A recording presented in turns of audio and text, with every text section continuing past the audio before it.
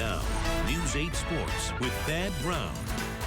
Tonight, a tribute to the world's greatest and longest-running entertainment franchise.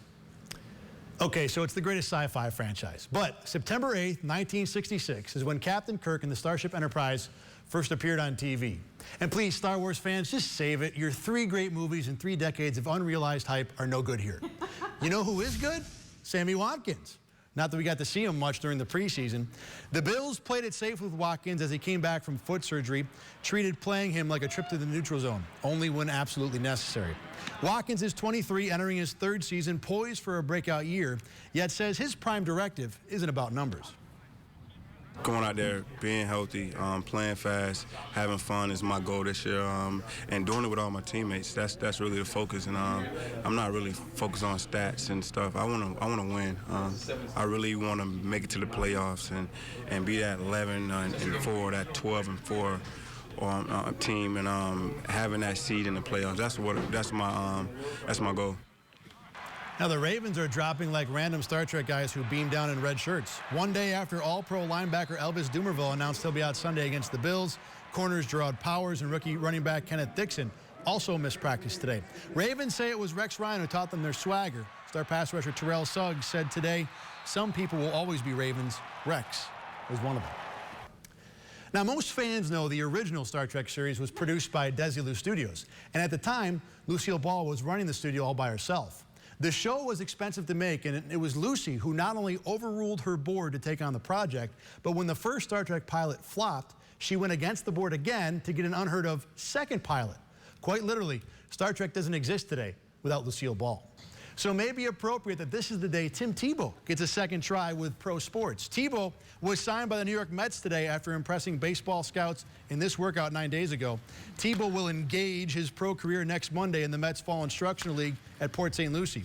The Mets say this isn't a publicity stunt, and at the very least, Tebow's character and work ethic will be a good example for the young prospects around him. In the majors tonight, Yanks taking on the Rays, pick it up in the 4th. Game tied at 3, Brian McCann, his 2nd homer of the game. Yanks take a 4-3 lead. But in the 6th, Steve Souza might have hit this one out of transporter range. Also his 2nd of the game. Fascinating.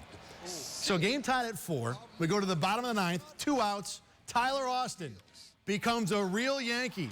A walk-off homer. Yanks win their 5th in a row, 5-4 the final. What this team is doing just isn't, say it with me, logical. Now, Star Trek has yielded 738 separate shows on the large and small screens. So if you started right now watching every episode of the original series, Next Generation, Deep Space Nine, Voyager, Enterprise, the cartoon, and yep, that was a thing, and all 13 movies back-to-back without sleeping, you'd get done sometime around dinner October the 3rd. So stick that in your Skywalker and smoke it. Feels like Serena Williams has won 738 Grand Slam matches, but the record that she's at is only 309. Tonight, a semifinal match with Karolina Pliskova, and the whole night was just warp engine failure for Serena. She just didn't have it, lost the first set 6-2. Second set, Pliskova just getting to everything. Serena struggling. I'm giving it all she's got, Captain.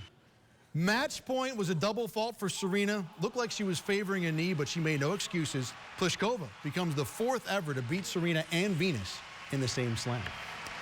And I've got to do at least one highlight in the unique voice of James T. Kirk, captain of the Enterprise. So BMW championship.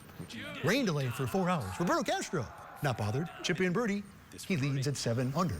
Rory McIlroy, birdie of its own. He's 3 under par through 10 holes. Phil Mickelson could have moved the ball away from that log fence there, but instead chipped the ball, and it was an excellent shot. Mickelson 1 under after 11 holes.